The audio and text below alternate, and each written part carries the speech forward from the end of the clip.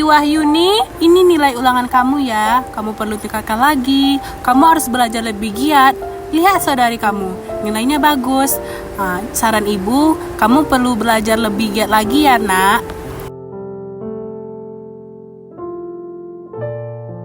Chelsea Juliana Putri, nilai kamu seperti biasa selalu paling tinggi di kelas.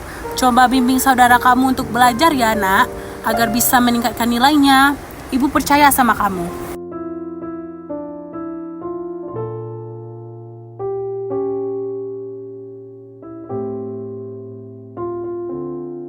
Nilai kamu berapa, Rin? Nilai aku cuma 40. Gak apa-apa, kan kita udah belajar semalam. Lagian kita juga udah berusaha kok. Tapi aku takut. Kamu takut kenapa? Pasti aku dimarahin ibu. Gak apa-apa, Rin. Ibu gak akan marah kok, karena ibu tahu kita udah berusaha. Kamu mah enak, kamu kan anak kesayangan ibu. Tapi kenapa sih masalah nilai ya? Gak tahu nih, Ririn dia lagi sedih, katanya nilai ulangan dia rendah. Daripada sedih, mending kita ke kantin aja yuk. Yuk Rin, daripada sedih.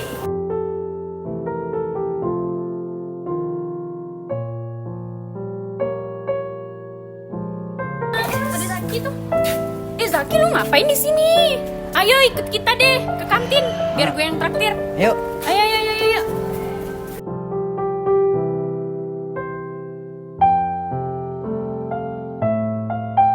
Mana ya? Assalamualaikum Ibu.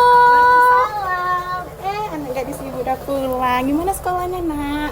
Seru? Lancar Bu, seru banget tapi lapar banget Bu. Oh, ibu lapar. Ya udah ibu udah nyiapin makanan buat kamu, kita makan dulu yuk. Iya Bu.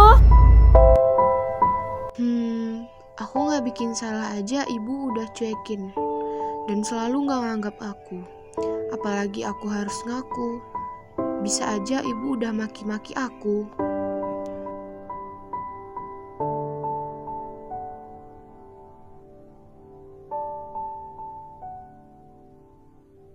Ibu tahu nggak Bu, tadi nilai ulangan aku 100 loh Bu. Wah iya. Iya Bu. Iya, nah ibu makin pintar aja deh. Kebetulan ibu udah masak masakan kesukaan kamu. Kamu duduk dulu ya biar ibu ambilin. Iya Bu.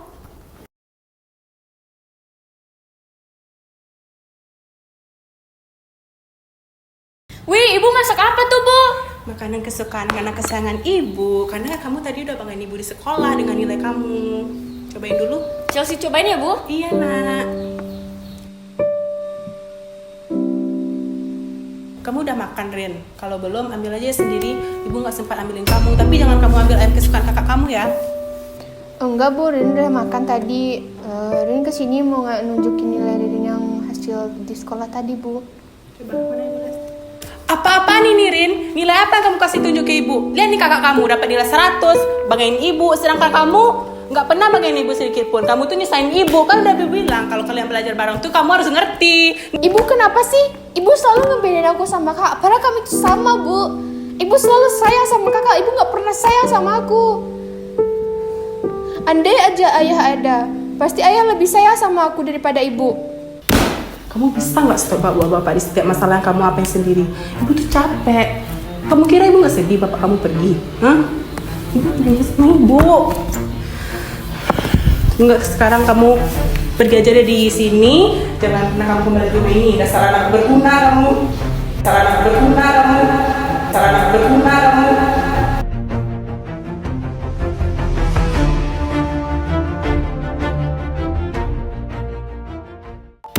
Kamu bisa nggak stop bapak-bapak di setiap masalah yang kamu apain sendiri? Ibu tuh capek. Kamu kira ibu nggak sedih bapak kamu pergi? Hah? Ibu nangis sama ibu. Enggak, sekarang kamu pergi aja deh di sini. Jangan pernah kamu kembali ke rumah ini. Dasar anak berguna kamu. Rin. Kamu kenapa? Enggak apa-apa. Duduk deh sini.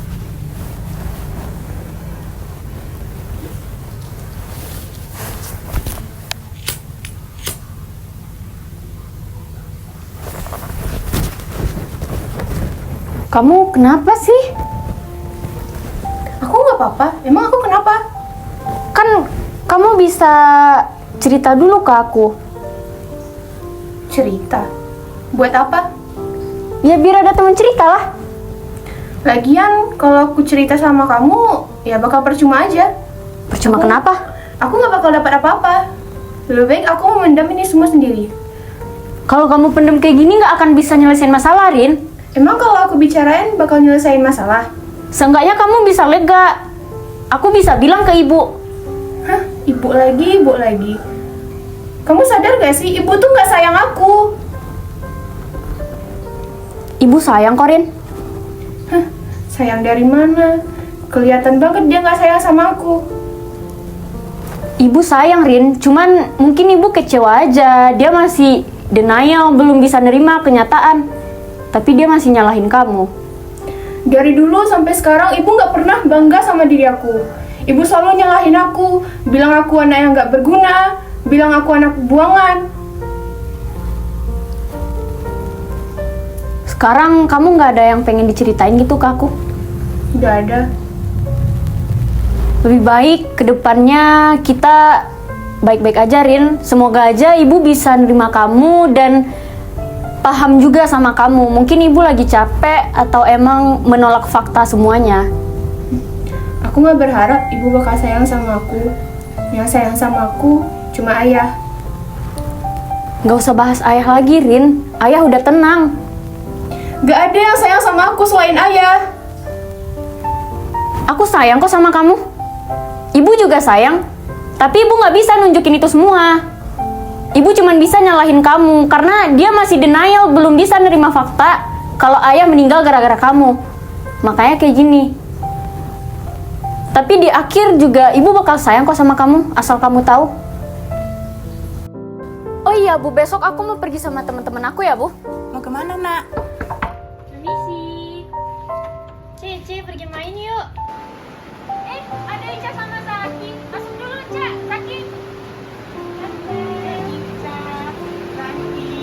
Emang mau main kemana sih, Ca? Biasa, Ce, pergi main aja.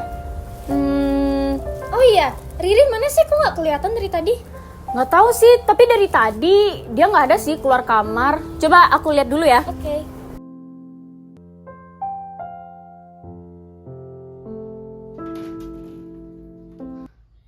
Ririn mana ya? Ica! Ririn nggak ada di kamarnya. Padahal tadi aku udah ngobrol sama dia, terus udah sempat cerita juga. Tapi pas aku cek di kamarnya, dia nggak ada di kamarnya. Iya ya? Iya. Mending kita cari aja. Ayo kita cari yuk. Yuk. Gue takut banget lagi. Dia pasti dia di WC ngelakuin hal-hal aneh. Rin, kamu di dalam nggak? Coba buka lagi.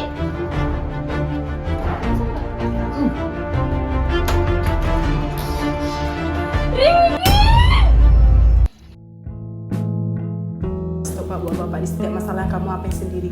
Ibu tuh capek. Kamu kira ibu nggak sedih bapak kamu pergi? Hah? Nangis dulu, Bu. Enggak, sekarang kamu pergi aja dari sini. Jangan pernah kamu kembali ke rumah ini. Dasar anak berguna kamu.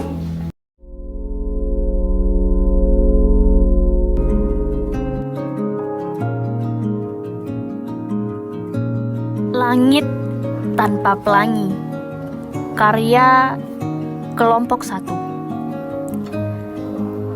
Ada luka yang tak bersuara, tinggal di balik dada yang pura-pura lega. Ia tak menangis, hanya membeku, mengendap di sudut waktu yang pilu.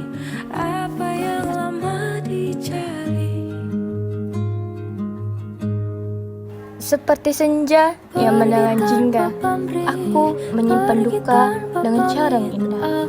Tak ada jerit, tak ada air mata, hanya mata yang tak lagi percaya pada cahaya.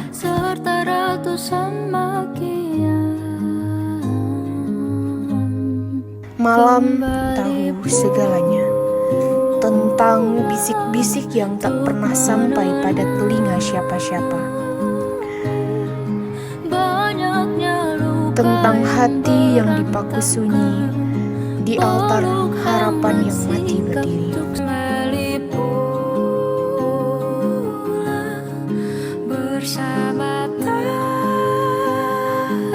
Aku belajar merangkul sepi menjadi langit tanpa pelangi. karena tidak semua perih layak diurai dan tidak setiap luka ingin disembuh oleh tangan yang usai. Biarlah ia jadi rahasia, puisi yang tak pernah selesai ku tulis di dada. Sebab kadang yang paling dalam dari luka adalah keengganan untuk menyembuhkannya.